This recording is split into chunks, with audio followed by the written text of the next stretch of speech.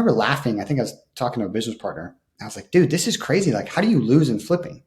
Like, if you just buy the deal right, how can you lose? Because this market can't drop more than 3-4% a month. I mean, declines happen slowly. Literally, I'm not even kidding you. 90 days after me saying that, dropped like 20%.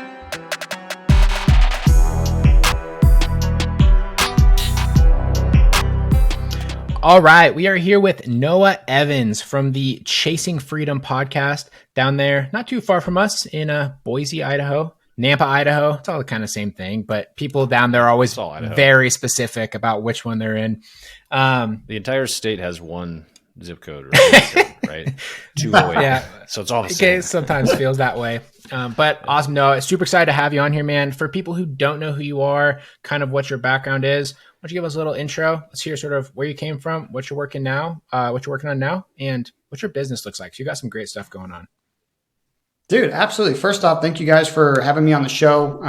It's sometimes weird for me to try to flop the seat and be a guest, because it's like I just have so much fun digging in and asking questions and learning about other people too. But so a little bit about me.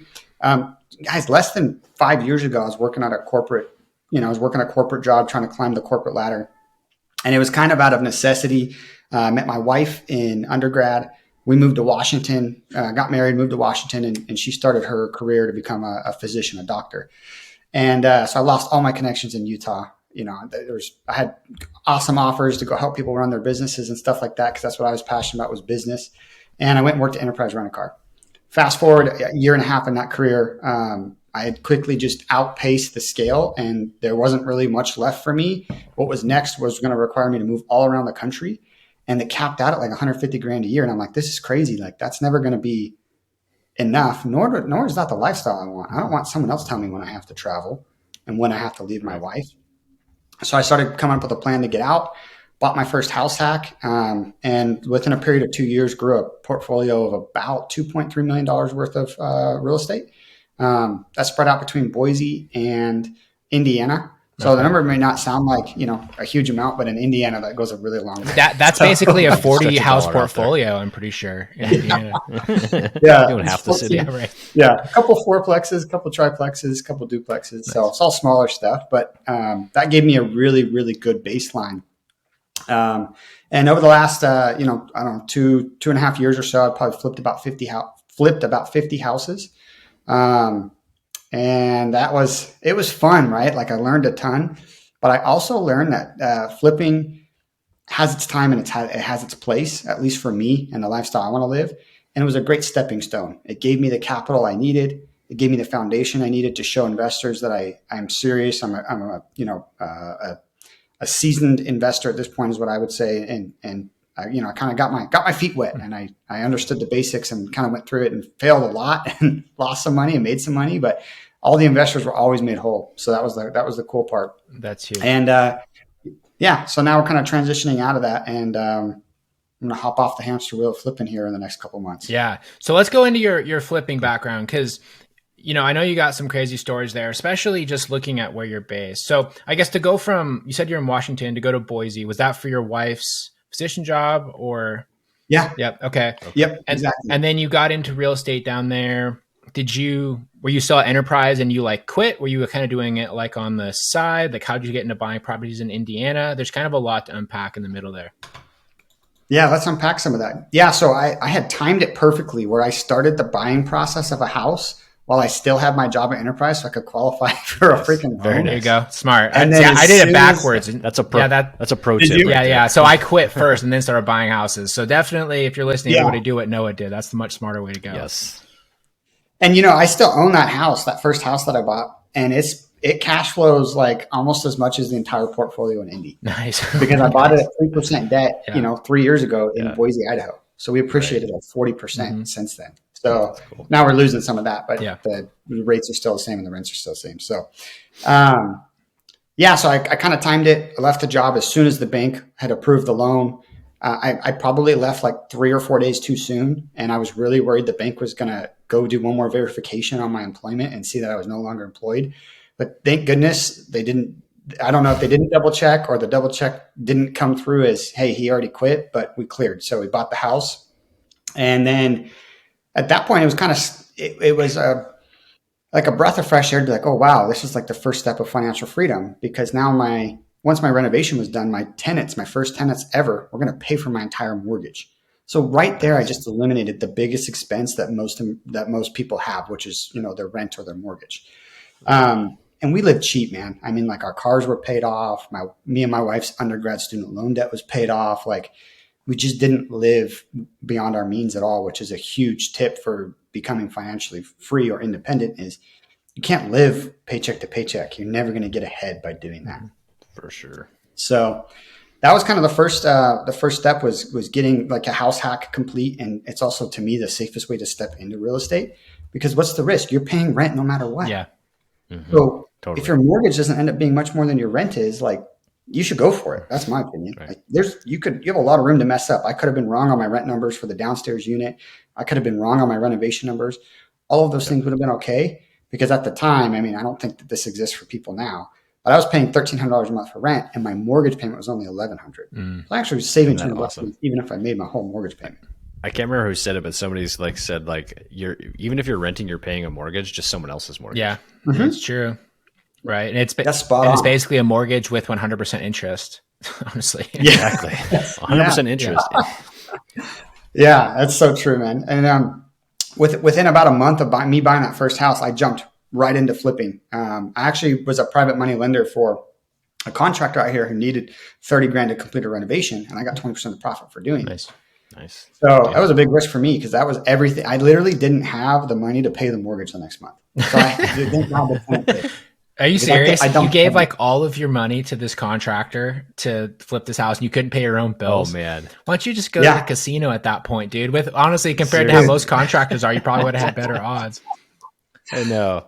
I mean, we did some things to minimize the risk, right? Like I released it in draws, so it wasn't like I wired $20,000. Like we wired like $4,000 at a time. It's a small rehab. It was a 2-bedroom, 1-bathroom house. And I drove to the house almost every single day and took pictures, because I wanted the credit for being a part of the flip. Yeah. So right. Yeah. I get it. So they finished it quick, and I got I think I got, I don't know, maybe $9,000 back. But that was crazy. Like that would have taken me 3 months to make net at Enterprise after taxes, insurance, and everything else was taken out. And I just did it passively. Wow. Like I just moved money around and made that. That was wild to me.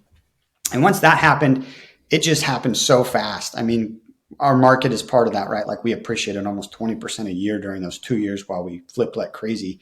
But I mean, we went from like 1 flip to 3 flips to, I think at our peak, we had 17 active projects. Wow. I was ready to pull my hair out. I think I went to bed crying most nights. But And then the market turned hard, man. It turned really hard. I remember laughing one time. And it's just kind of like you ride that high horse for too long sometimes, and your ego gets in the way, and you think that it's all you that's driven the success, and you forget that there's some external things that are not because of you that are going your way, right? Yep. And I remember laughing. I think I was talking to a business partner. I was like, dude, this is crazy. Like, how do you lose in flipping? Like, if you just buy the deal right, how can you lose? Because this market can't drop more than 3-4% a month. I mean, declines happen slowly. Literally, I'm not even kidding you. 90 days after me saying that, dropped like 20%. Yep. And then continued to drop like another 20% over the next 90 days. So all I'm hearing right now is that the housing crash is your fault because you jinxed it. Everyone was doing good. You had to say that joke, and like you caused the whole thing. You ruined it for all of us. Viral episode. I'm just going to get a bunch of episode over. So got some cool stories too. You know, once the market started to tank, I was sitting on probably 13 active rehab projects. And I was like, oh man, what am I going to do now? Because we already see that there's no way we're hitting our projections on what we thought the after repair values of these homes were. And we're not done with these rehabs. I'm like, do we list it now and hope that somebody else takes it over? Do we? And it's like, you know, what I would say is if you only have 1 or 2, well, then your goal is just to hurry up and finish them. Yeah. But with 13, there's no hurrying up to finish it. Like, what am I going to, like, I can't just go hire more crews temporarily, right? I can't give it away to a GC or try to, onboard outsource the GC work, because that's going to cut into the profit further. So we literally we made calls to all of our investors. This is something super important. If anyone else is going through what looks like active losses, you have to be honest with everybody around you. because I kept a great reputation. I mean, I'm past a lot of this now. I'm not holding any of those houses. Everything's in stable long-term holds or been sold and we capitalized on the loss. But the minute I saw that things were trending downward, I called every single investor personally. I told them, hey, this is not normal. Our market's dropping really, really quick. My flips are sitting longer. I don't think that we're going to get out of this one unscathed. I think there's going to be some losses. I don't know what that's going to look like, but I'm not going anywhere. You're not going to watch me disappear, and I'm going to make sure you get your money back. It may be a year or two out, but I'm going to make sure you get your money back. Every single one of those investors was willing to work with me. Nice. And not one of them ever said, I didn't give them the room to say, hey, you're a dishonest person, you misled us, or you brought us into a bad deal. None of them ever blamed me. And I think most of them probably still give me money today. Nice. That's great. I love that. That's one of those things that, you see so many of these people out there on Instagram stuff talking about using other people's money, raising money. No one ever talks about the risks of that, right? Because, you'd built all these relationships. What you're risking right there. See, everyone teaches it as like a no risk way for them to flip houses. You're risking other people's livelihood. It's their retirement funds. It's the equity on their homes. Especially someone takes out a HELOC to give it to you and you're going to go lose that money. Like you're putting that person in a terrible spot. And a very terrible spot. And I think the biggest thing is, A, you have to be aware of that risk, and B, if stuff does go weird, just be honest. And so many people don't do that and they try to pop smoke and go somewhere else. I mean, there was a young kid just kind of in between where we're at down in Tri-Cities, who was all over social media up here, who, I don't know, he's like in his early 20s, 24, 25, was in a kind of a similar situation to you where he had like 10 or 11 flips going on because he felt like he was invincible, lost a ton of people's money, just disappeared, filed bankruptcy, and then he is now getting sued by all these people in the community and it just has his reputation destroyed forever. Yeah, you're never going to get that money again. Yeah. Mike and I had a similar situation last year where we came to the realization as the market was turning that we had $500,000 kind of just poof away from us, between investors calling their money back and flips not working out the way we wanted to. And part of that was us being conservative in nature and how we operate our business, because we are so protective of other people's money. And so I love the way you approach that. It's like honesty, integrity, and open communication. And it's like, I will get your money for you. It's just not going to be on the schedule that you wanted. Not enough people do that. No. Yeah, and it's uncomfortable, man. It's super weird to because it almost messes with our identity. I think as the more involved you get in real estate, the less involved you get in everything else, because it's very consuming, right? It kind of just consumes you. So now it's like my vacations are involved with real estate. My friends are all in real estate. My conversations, I mean, you guys run a podcast, I run a podcast. You guys are probably guests on plenty of podcasts. All we talk about is real estate. And so I don't know. I just feel like it's so much better to get out in front of it and just be truthful. And like you said, it takes a decade to build a reputation. It takes one, I'm going to try to slide this one underneath the table, or one sleight of hand, or one misuse of, someone else's money to completely ruin your reputation. You're done. That's it. Nobody's going to trust you.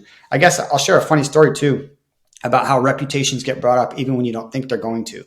So I made a subject to offer here for a luxury home in a downtown Boise area. And I didn't necessarily want to flip a luxury home, but it was kind of a cool way we set up the structure. And they were super nervous, rightfully so, right? They're trusting me to do a lot. Well, come to find out, the husband and wife were splitting up. That was kind of the frustration here and why they were ready to dispose of the home and do something else. I agreed to take over their mortgage payments, and they had to put a lot of trust into me. I didn't hear from them for a couple of days, and finally I reached back out and asked if they needed anything else from me. And they go, hey, no, we're actually ready to move forward. The wife was dating somebody who was a partner with somebody else who lended me money in the past. And so it's man, think about that. I could have lost a future deal not thinking there was any correlation by making a poor decision to not pay somebody back. But instead, that person had great things to say about me. And I closed another deal only because of that. That's awesome. Yeah, I mean, that is a great story. That is a really great story. And I mean, especially in small towns, man, like Boise, I don't know how big Boise is. I think it's similar size, kind of Spokane County, but they're, very similar, 500,000 to 1 million person range. We are these, or even a little bit smaller. I don't know where we're at, but they're like these weird, big, small towns where, there's like an abundance of people that live in these areas, but everyone is like one or two people removed from everybody. Yeah. Everybody knows each other. Yep. And So true. And stuff like that comes up very regularly for us too. We've had situations like we're going and, we bought a house here from a Gonzaga professor. We're both Gonzaga graduates. And that one of the reasons we were able to get that deal done, there was a bunch of other people involved, was because he was like, oh, it was like, well, who is your professors? And he was able to like loop around and be like, oh yeah, these are good guys. And that gave us credibility. Whereas, even in the past, if we had been like dirtbags at Gonzaga, he would have been like, no. It would have come around. It would have come around at some point. So, yeah. So here's my question is, so how did you pivot then? You're seeing the market going down, down, down, down, and you're calling investors like, hey, it's not looking good. What did you do? Yeah. So, I did my best, my absolute best to just kick it into hyperdrive. First off, we shut off.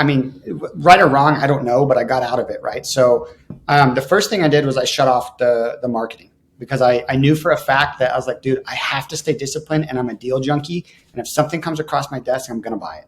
Mm-hmm. So I was like, I have to take that off the table. I can't buy any more properties. So I agreed with myself, just made a deal with myself. Hey, dude, you're not buying anything else until you have nothing else on your plate.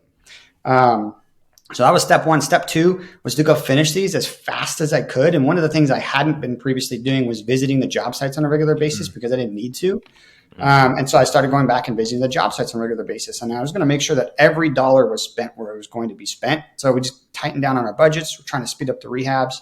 And then, in all reality, like some of them we just couldn't get out of. I lost $75,000 on a home in the North End, which is kind of this like little premier, fancy little neighborhood in downtown Boise. I had a big old farm that I thought was just going to be this cash cow of a flip. And I was supposed to pull out like, $120,000 out of it. And it didn't sell at all. It was listed all November, all December. I dropped it to my break even. I dropped it. I had like maybe 40 grand of my own money in that one. I dropped it to where I'd lose all my money, but my investors get back all their money. And, I had just cashed out on the $70,000 loss on the other one. And I started looking at this one and I go, okay, we're not selling to where I'm the only one losing money. I don't want to bring any more money to this one, but I think I can cash flow on it. So I called up the investors. I said, hey, look, the house isn't selling. You guys already were aware. We're probably going to take some losses. I have a better idea. I qualify for a loan on it. I just had it appraised. It appraised at $495,000 and it wasn't selling for $420,000. So I'm like, we have equity from what our break even is to what it just appraised at. And that bank's going to use that appraisal. So they're not going to go back and try to say it's worth less. So I was like, let's step in, let's lock in the equity. And let's close this and let's just see if we can get it to cash flow. And if we can't, then, it's a land bank play and we'll hold it for 5 or 6 years. And hopefully Boise doesn't continue to drop. Still a risk, right? Right. Yeah. So we ended up placing a tenant in the home for $1,850 a month. We're going to throw up 3 RV pads on the property. Those will rent out for $500 a month. Excuse me. And then we've got a pasture in the back with a barn. We're renting the barn for $800 a month. And we're splitting up the pastures into 3 lots. And we're going to rent the pastures out to people. I've got the weirdest inquiries, man. Someone wants to put goats out there. Like another guy wants to do chicken, like a bunch of chicken coops. So what type of problem tenants I'll have, I have no idea, man. This is going to be a whole new realm of problems. But dude, that is hustle. You're going to start leasing out land to chicken farmers. Yeah. This is hustle, dude. That's like protecting your investors' money at all costs. Yeah. Yeah. I just don't want to lose, man. And it's a cool little house. And there is a future play on it where we could split the lots in the future and actually build more houses. But like I said, until everything's stabilized and there's no more concerns, I'm not buying another property to turn. Yeah. So, right. Or build or whatever. But yeah, so that one, by the end of it, like our projections now are the mortgage payment's $2,600 a month. So just between the house and the barn, we actually break even. Mm-hmm. So the RV pads and the pastures are cash flow. Nice. So we're probably going to make $1,400 a month by the time it's all stabilized.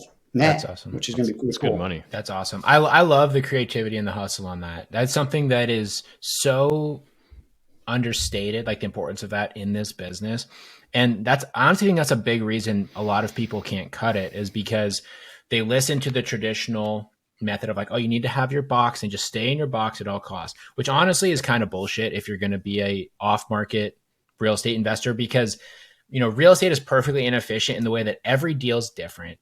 There's always different Mm-hmm. situations with the people involved. There's every property is different. Every valuation is different.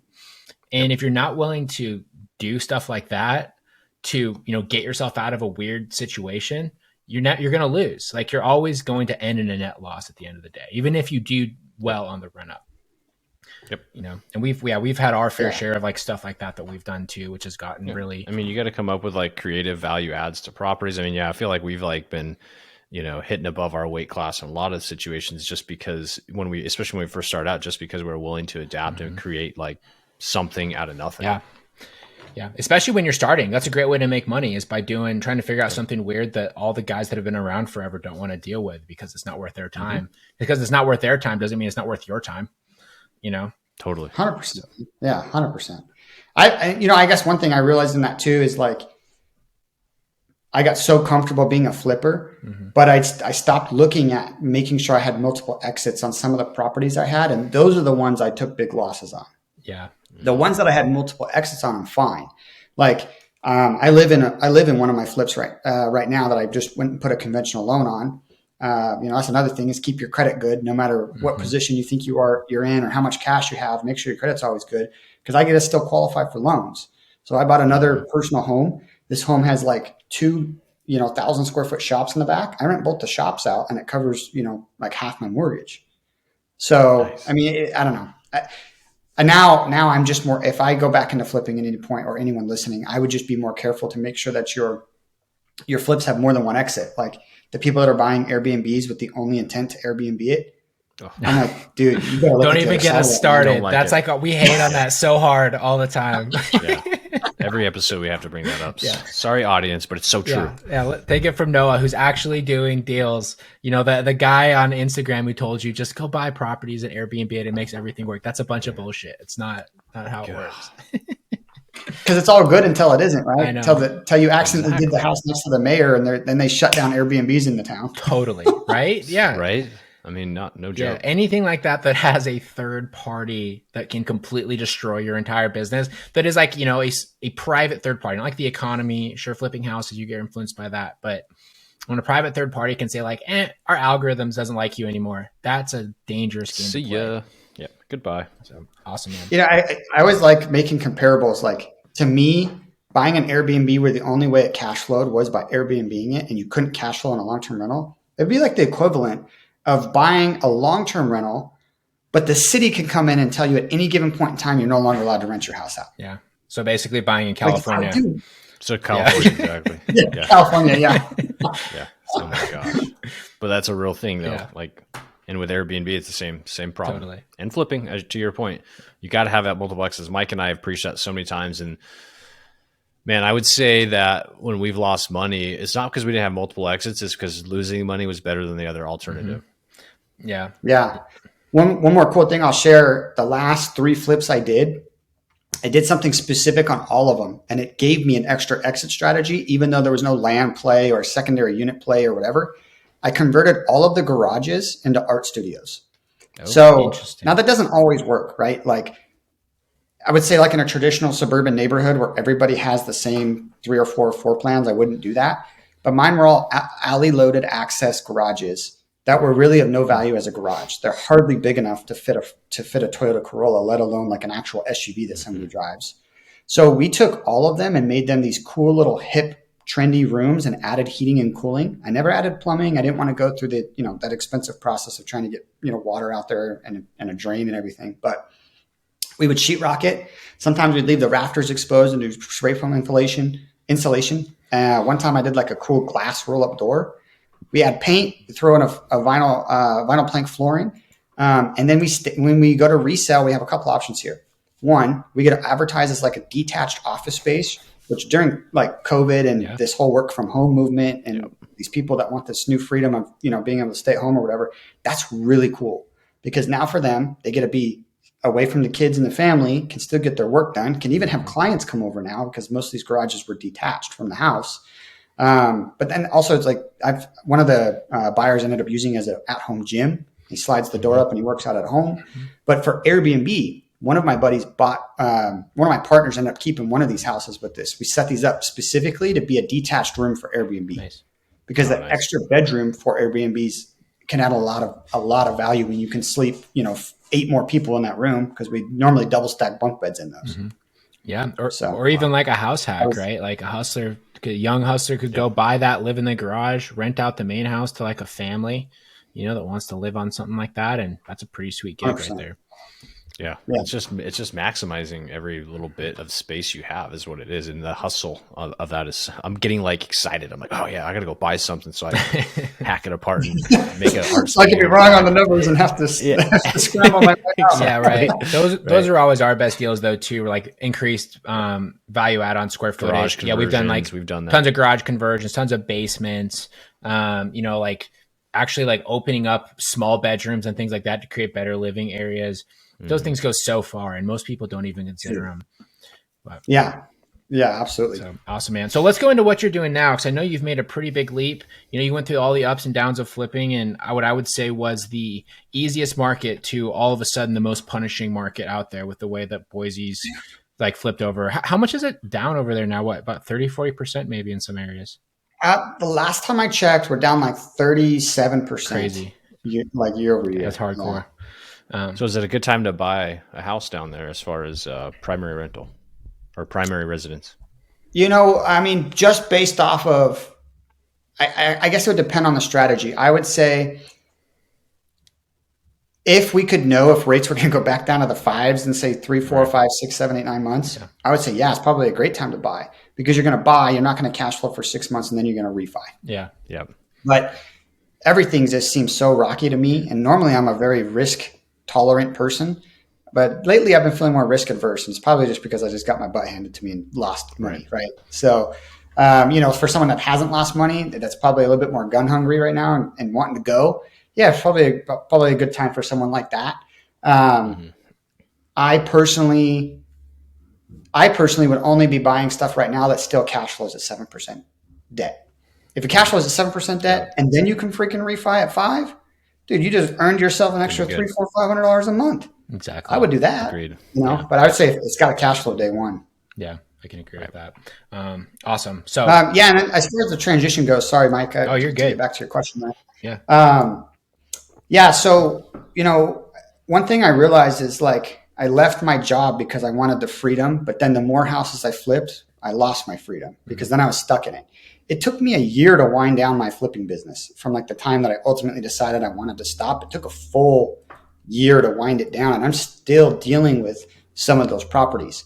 So it was the path got me further ahead, but it didn't quite take me exactly where I wanted it to take me. And flipping ended up being a little bit more of a job. I was kind of stuck in it. I couldn't leave it when I wanted to, much like I couldn't leave my job when I wanted to. I had to set up things outside of it to leave. And I just lost a little bit of the freedom. So now I'm sitting there going, okay, well, how can I transition? I built a great skill set. I built relationships, and I have a fundamental foundation of knowledge inside of real estate. Mm-hmm. So I started looking at I own some rentals, in Indiana and here. And that's ultimately, to be honest, what really saved me from going under, because it paid all of my expenses while my income went like that. Yeah, right. And if you're watching, I'm sure you guys air a YouTube video, my hand just dropped out the camera. But my rentals saved me, and so I'm like, well, I'm going to double down on rentals then.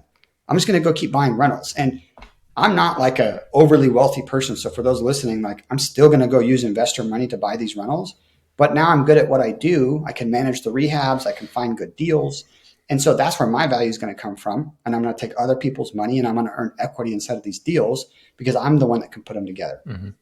And so, it's the skill set that ends up paying me. So for those of you that maybe want to get into this or go down the same path I'm going down, develop the skill set first. That's what's going to get you there. Pick a niche. Hey, I'm going to become the best freaking guy ever at finding fourplexes in my market.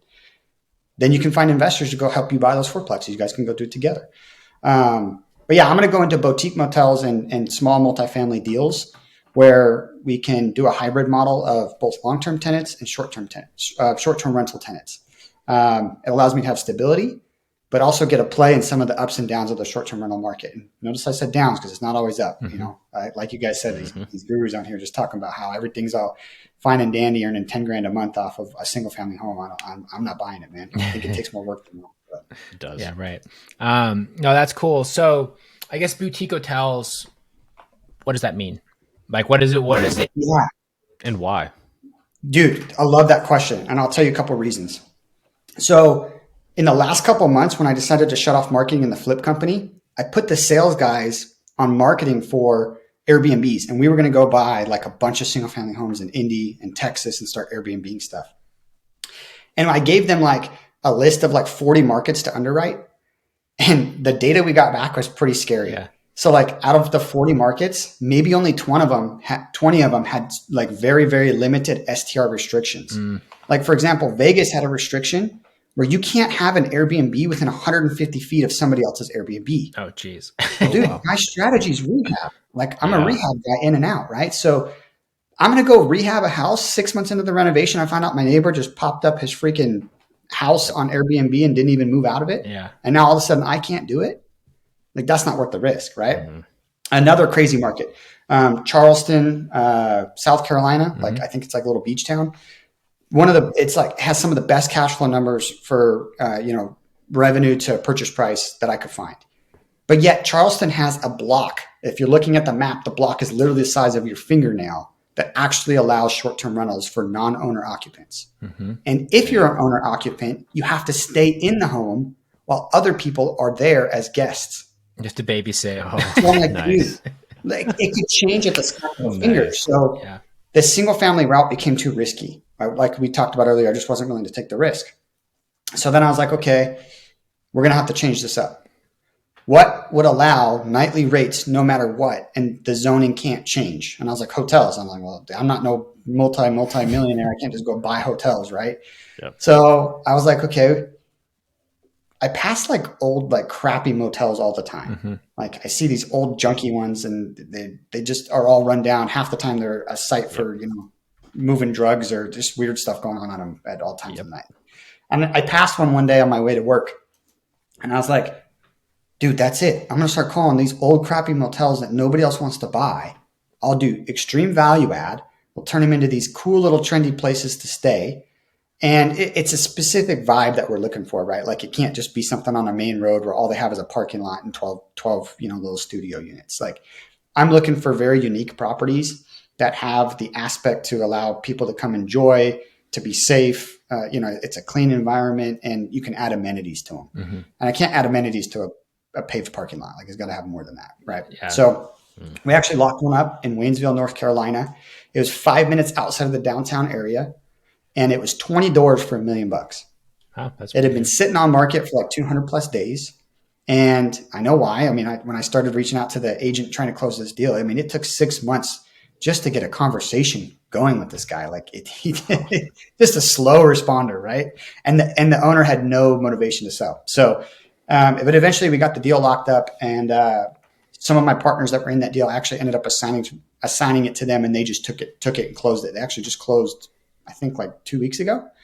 Or last week on that one, which was really cool. Nice. But the essence of that property is it's all built into a hillside. You can walk the downtown, but you have the privacy of the woods. It was spread across 7 buildings with a massive lodge. So there's like so many things that you can do there. And the city specifically allows for long-term stays as well. So you can put long-term renters in there for stability. Oh, nice. So that's a perfect one, right? Like that's a no-brainer. What did like the rehab look like for that to turn those into long-term units, right? Because like a hotel room isn't going to have like a full kitchen. So like you have to go and add all that sort of stuff. Like, so like it's not even just like you go pop in a full kitchen. There's utility requirements. There's electrical requirements. There's a lot of modifications I would imagine that have to happen. Yeah, 100%. There's a lot of due diligence to do on these because a lot of it is calling up the city and finding out what is or isn't allowed. Like if that thing only allowed short-term stays and we weren't allowed to do any type of long-term tenants, I don't think we would have taken that one down. The risk is probably still too high. But the fact that we could fill the whole thing up with just long-term tenants if we wanted to is perfect. Yeah. The other essence of that property was that a handful of the units already had kitchenettes. So we didn't have to add kitchenettes to every single room. Some of them were like actually considered more so like apartments. 2 of them were cabins. Like it's just a very unique property set up perfectly to do this, right? Here's an example of another one.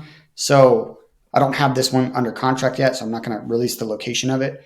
But I've got a another 20 unit boutique motel in a cute little vacation destination town, which that part I don't like as much. I wish it was a little closer, like urban or suburban areas. But it's 3 separate buildings. It's already up and running. Like there's actually guests coming in and out. It's just not being ran very efficiently. But all of the rooms already have sinks and mini fridges inside the room, plus a suite bathroom, meaning they all have like a jetted tub. So they're larger rooms. So like something like that on the rehab's not that bad, man. Like they've already got a kitchen sink. I just have to figure out how to add a stovetop in and probably like larger fridges. And now I've got like ready to go little efficiency units. So those are pretty cool. That's interesting. I like that. I like the whole redevelopment aspect, taking an older asset that just needs to be repurposed. It's still a good asset. You just need to do your due diligence to understand what you can do and what the market will bear, and then just rock and roll with it, man. I like that. And the competition's way less, man. I mean, like every single time I bid on one of these 10 plus unit little multifamily properties, I'm just getting outbid by people who are just buying their cash flow, right? Like they aren't really looking at the metrics of the deals, but they have 600 grand to put down. And that's not my style. I don't invest like that. Like I'm creating equity, not buying. I'm not just buying into something. Yeah. Yep. How do you do due diligence on like the long-term potential? Because like those are going to be unique properties too. It's not like you can just go and see what every other 1 bed, 1 bath in the area is renting for. Like, do you have any concerns about the longevity of that? Like if the housing crisis, quote unquote, ever sort of subsides and people no longer have to be in like the little tiny makeshift hotel apartment? Yeah, I think that's a great question. I'm not sure I understand. Oh, sorry, Suri's going off there. Me neither. I would say, I'm not sure I understand. This is more of a gut feeling. I don't necessarily have data that backs this up, but like I look at all the people I grew up with, right? And I'm still pretty young. I'm at the end of my 20s, but like nobody I grew up with owns a house. People don't want the liability of owning houses anymore.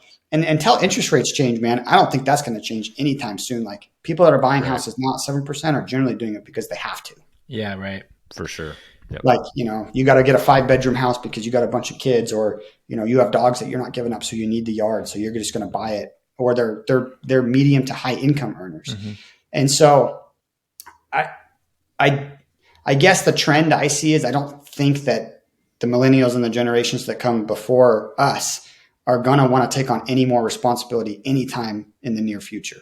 Like the average age of getting a house now is like 34 years old. And that's crazy because I felt like, I was like, dude, if I don't have a house by like 24, I'm a freaking loser. And that's not true. Right? That's not true at all, but that's what I felt. So yeah, I think the trend for more financial or for more freedom and not being tied to a specific place, and especially with, all these new ways to make money and AI being dropped. And I think there's gonna be a lot of people taking on creative roles rather than corporate roles. And with all of that comes them not wanting to be tied to something. So I guess the longevity of it until these trends change, I'm not super worried about that. And a lot of that's gut, which, you're making me want to go do more research on it to have the facts. Mike likes to ask us hard questions. I kind of tend to agree with that because I actually had this kind of epiphany. It's not really a unique epiphany, but I was like, renting doesn't have to be bad. Like as investors, we talk about how being a renter is kind of bad, right? Because you're paying someone else's mortgage, you're missing out on the equity buildup. Yes. But what if you are a real estate investor and you own properties, but you're also a renter, right? You may rent because you want the mobility of it. You don't like, dude, I don't like taking care of my house. Like I pay someone to mow my lawn. Like I don't want to, like if I have to paint the outside, I'm not doing it myself, especially now that I have a full crew that works for me. Like that's what they're doing that shit for me. Right. So but then you layer that on top with, it started with the millennials and with the Gen Zs, it's happening just as much, if not more, where they don't buy into the trades. So they don't have skills to maintain these properties or to have the desire, to be honest. I mean, the day of mowing your lawn and getting excited about the backyard barbecue is kind of over for a lot of people. It already is over. Just the way that. Right, exactly. Right. But you know what, it is not the way of, it's not necessarily the American dream anymore. So I can get on board with your gut feel there, where there's probably going to be renters, and then maybe there is more room, even in non-urban environments, for those like studio type apartments with unique living situations. Yeah. Yep. And the other thing I've noticed too, and this is making a comparison to the mountain towns around me, which are the same mountain towns around you guys because we're not that far apart. Like, are you guys familiar with like McCall? Oh yeah, love it. So City. every single time I've tried to do a development or a project in McCall, they push these unrealistic things where they want me to create so much workforce housing that I can't make money on my project. Like I need to go up there with like government grant money or something and just build them like a 50 unit apartment complex that's all for government or for the workforce housing. Yeah. So that is actually something that scares me more in these smaller towns is the less and less housing options that are available because more and more people are now Airbnb their properties instead of renting it to the locals. Mm-hmm. Those businesses can't, in those small little destination towns, they can't afford to pay their employees what they need to pay them. So those employees can afford to live in the town to work there. Yep. So that scares me more, right? Like if there's nowhere for anybody to live who's supposed to work in those towns and, be waitresses and waiters at those restaurants and keep the fun little canoe shack or bike rental place or snowboard shop opened, that scares me. We're watching this happen in Jackson right now, mm-hmm. where you go into Jackson sometimes and you're trying to get into the restaurants or whatever. And there's nobody to serve you, man. There's like one person helping like 20 tables. Yeah. There's no labor. I grew up in Bozeman, Montana, back when it was like a quiet little town, and Bozeman, Montana is huge now just in terms of how it's grown, right? Average price point house is like over 900,000. They're all second homes. And what's going on there is exactly what you're talking about. They have nobody to staff any of the department stores, any of the, the restaurants, any of like, just like the little things that are necessary for society to run. They don't have them. And it's gotten so bad that the city actually just built this apartment complex for all the teachers and like the city staff to live in that actually, allow the general infrastructure, like the school system and stuff to run. And what they're doing is they are subsidizing it. Okay. So, but how it's being subsidized is all the teachers and like the staff, they pay a percentage of their salary as their rent. Okay. That goes back to the city. Okay. It's basically Section 8. It's basically Section 8. Like working people. It is for people that have like legit degrees and careers and things like that and are extremely necessary for the area. But the problem is with that too, is because it's tied to a percentage of their income. If they can't actually save money, even if they want to, because it always goes up depending on how much they make. So now what's happening is you're having all these like teachers and these people instead living in RVs or like mobile homes in the middle of the city. Like literally just like in the middle of the city, there's these RV parks that have like sort of like popped up that you see in like, shitty parts of Seattle. Or like, here we have like one called Camp Hope for all the people that's like a rundown like drug haven.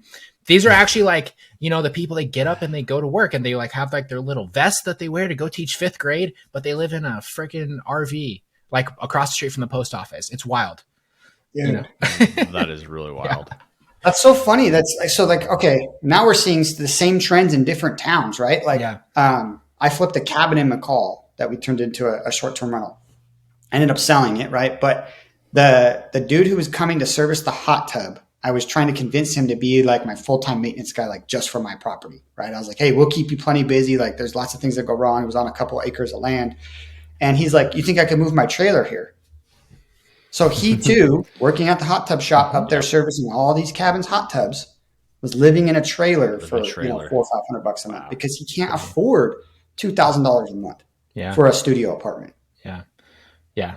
So that's probably more the concern is like, man, if there's not affordable housing options for the people who work there, those towns could disappear.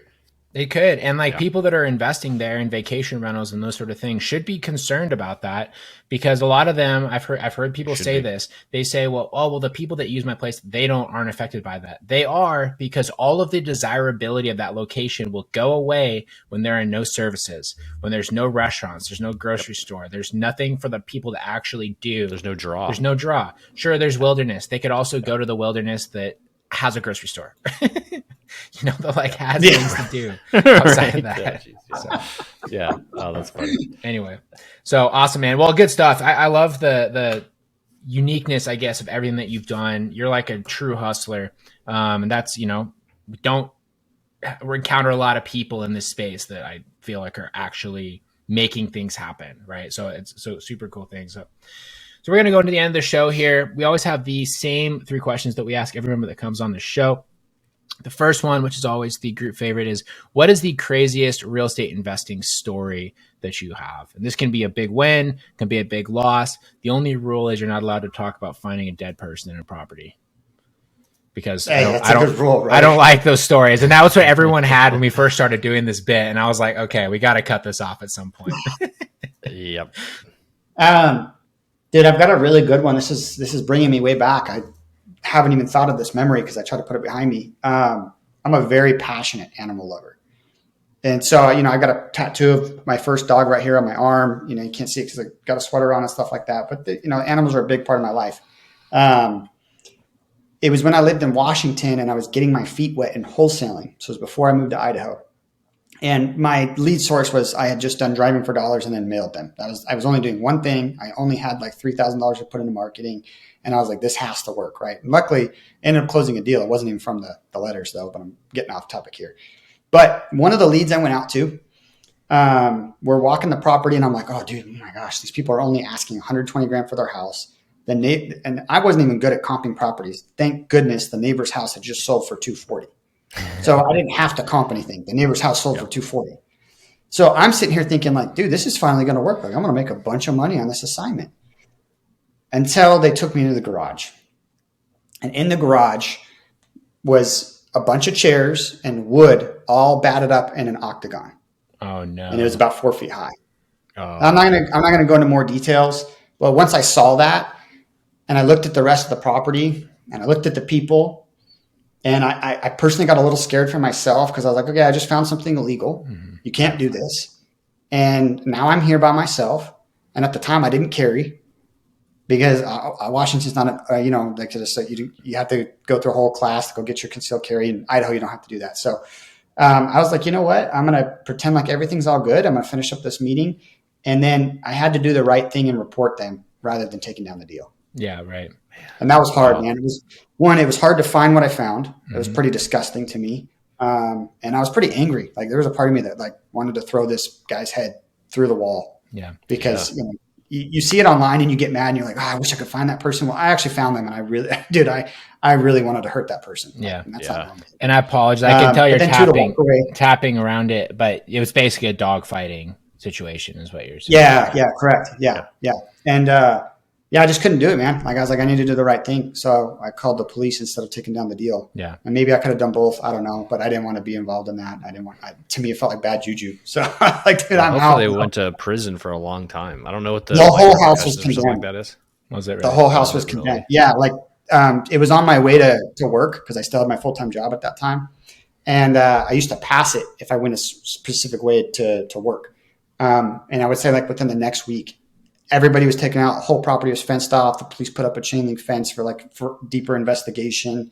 Right. It was pretty crazy, dude. Yeah. I mean, that town specifically is very well known for like, it was Yakima, Washington, the worst place I've ever lived.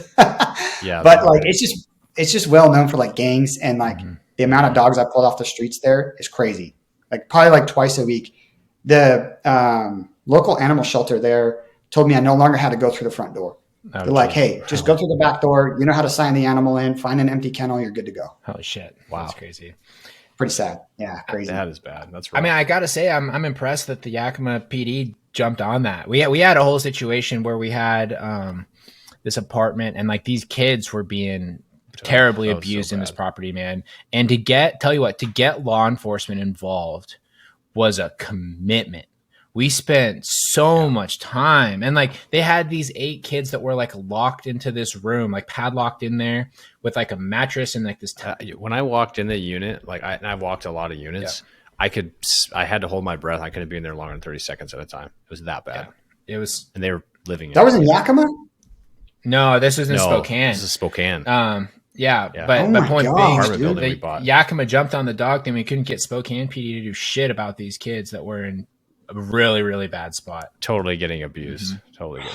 So man, I don't know if like this helped, but like I had a video because I was videotaping the whole property and I just didn't turn it off when I was in the garage. Oh. you know? So I turned in video footage. I don't know if that made a difference, but I'm Yeah. like, dude, you would think they would respond quicker to kids, man. Yeah, we had Right. photos and stuff that we sent over, and we finally got it cleared up. We had to like get the grandparents involved of the mom because it was a super abusive dad sort of situation, and you know, it finally got taken care of. But it took a long time. It took like literally months to get through it. Yeah. But no, that's crazy. It's That's wild. unfortunate, dude. but I mean, I'm glad you were able to at least shut it down. But Yeah, it was hard to walk away because you know that deal would have made a huge difference for me. But it was just like it's a principle thing. Yeah. You know, you have to stick to your principles. And if you know something's wrong, man, it's like it's not worth the money. yeah, absolutely. Agreed. All right. Second question. What is the number one tip you would have for either a new investor looking to get started or a small time investor looking to take their business to the next level? Dude, I love this question. That's such an intelligent question, by the way. And I think there's one answer. It's to understand this simple thing. You're going to pay for your education no matter what. You don't escape payment. You either pay by hiring someone to help you that knows more than you do, a coach, a mentor, someone in your market that's killing it, whatever it may be, or you pay through mistakes. Mm-hmm. And I've paid both ways. And I can tell you that in hindsight, if I could have, I would have much rather just paid through mentors and access to people who know more than I do. I guess the third way you pay is through partnerships, which I also highly recommend. You know, as one thing I didn't mention, I worked for a mentor for like 6 months who taught me a ton about the business. Did I make a lot of money? Absolutely not. Did I learn way faster than I would have on my own? 100%. Awesome. That's a great answer. I think that is the best answer I've heard in a long time. And I think that is the best way that you have phrased that response. A lot of people say get a mentor, you know, people say like just get started, whatever, but that is super, super valid. You know, and you're completely right. Anyone that tells you that you can just do this for free and figure it out and there's not going to be any sort of payment anywhere is a liar. Like this, that's not how anything in life works. Yeah. Low and no money down. Yeah, right. That's a funnel. If you hear that, man, it's a funnel. Yeah, right. They're trying to get you into exactly. their free webinar that they recorded 2 years ago. Yep. So awesome. All right. Last question. Where can people find you, follow you, and reach out to you if you'd like them to do so? Absolutely, man. So we post an episode once a week on the Chasing Freedom show. That's everywhere you can find podcasts, but primarily where I think most of our listeners are is Apple Podcasts or Google Play. So you can listen to other podcasts, not quite as good as your guys' show. I'm getting there, but you can still listen to some fun podcast episodes. And then I'm really active on Instagram. So if you want to get to know me on a more personal level, I post both business and personal stuff on Instagram. So give me a follow there and we'll get connected. Awesome. Cool, guys. Well, definitely check out Noah's show. He is a wealth of knowledge if you can't tell. And I mean, he's one of the few people we've had on that like is truly like doing creative stuff. You're approaching things through a different lens. You're not just like, you didn't just read the playbook and now you're spewing it for everybody else, but you actually are, you know, an innovator in this space, which I think is super awesome. So Dude, it's a huge compliment, man. Yeah. Yeah. So thanks so much for coming on the show, man. We really, really appreciate it. Yeah, man, this was fun. Yeah. And all right, guys. Well, thanks so much for listening to this show. Please share it with all of your friends and absolutely go check out Noah's show and reach out to him. Like I'd say with a lot of people, we do these things because we want you to reach out to us. So go hit him up on Instagram, subscribe to his show, shoot him a DM, do whatever. If we didn't want you to talk to us, we wouldn't do these things. We would go and hide in the closet in like, you know, our rooms like everybody else. So don't be shy. We love to engage with all of you. Of course. And share with all your friends too. It's a great way for them to learn and get interested. Besides that, guys, if you want to start getting off-market leads, please go to collectingkeyspodcast.com/free. You can get our free 5-step guide to start getting off-market leads for yourself. And then you can enter the top of our funnel and you can hear about all the stuff that we can offer you afterwards. So you should definitely go and check that out. And besides that, guys, we appreciate you all. Thanks so much for listening. We'll talk to you all next week.